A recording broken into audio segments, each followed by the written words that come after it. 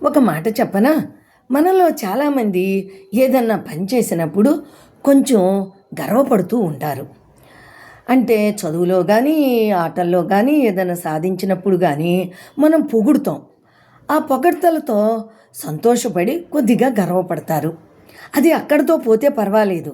ఆ గర్వం నెత్తికెక్కి విర్రవీగితే అలాంటి వాళ్ళకి ఏదో ఒక రోజున తలదించుకోక తప్పదు. ఎలాగంటే సాధనాలపల్లి అనే గ్రామంలో గోపయ్య అనే ఒక పశువుల కాపరి ఉండేవాడు.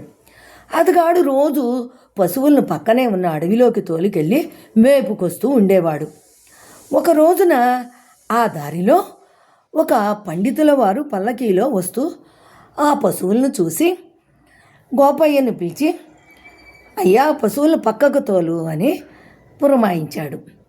అప్పుడు గోపయ్య పరిగెత్తుకుంటూ వచ్చి ఆ పండితుల వారి దగ్గర నమస్కరించి, అయ్యా, తమరెవరు అని అడిగాడు. అడిగితే, నేను ఒక పెద్ద గొప్ప పండితుణ్ణే అని గర్వంగా చెప్పాడు. తమరు ఎక్కడికి వెళ్తున్నారు అని అడిగాడు. ఈ పక్కనే ఉన్న సాధనాలపల్లికి వెళుతున్నాను. ఎందు నిమిత్తం స్వామి? అక్కడ పండిత గోష్ఠి జరుగుతూ ఉంది. నేను చాలామంది పండితుల్ని ఓడించి వచ్చాను. ఇప్పుడు ఇక్కడ కూడా ఈ పండితులందరినీ ఓడించాలని వెళుతున్నాను అని చెప్పారు. అప్పుడు ఆ పశువుల కాపరి, అవునా స్వామి, నేను ఒక చిన్న ప్రశ్న అడుగుతాను, నాకు చెప్తారా స్వామి సమాధానం అని అడిగాడు. అడుక్కోరా అని గర్వంగా చెప్పాడు. అప్పుడు ఆ పశువుల కాపరి కింద నుంచి గుప్పిడితో గుప్పిడి ఇసుక తీసి, ఇది ఎంత ఉంటుంది స్వామి అని అడిగాడు. ఆ పండితుడికి ఏం చెప్పాలో తెలియట్లా. తల గొక్కున్నాడు, లెక్క వేశాడు. ఏం చెప్పడానికి తోయటల్లా. ఇదేంటి ఇలాంటి చిక్కు ప్రశ్న?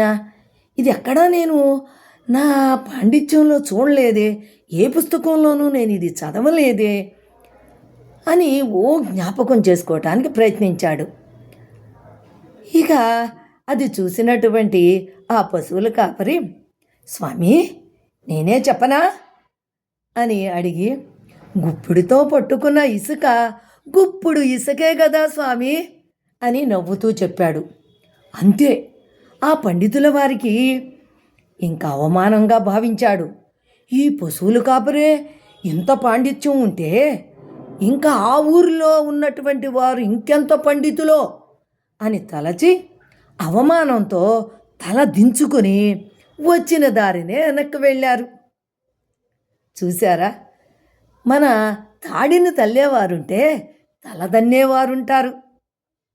అందుకనే ఎప్పుడూ కూడా గర్వపడకూడదు. గర్వం మనని తల వంచుకునేటట్టు చేస్తుంది. తెలిసిందా? ఏమంటారు మరి మీరు?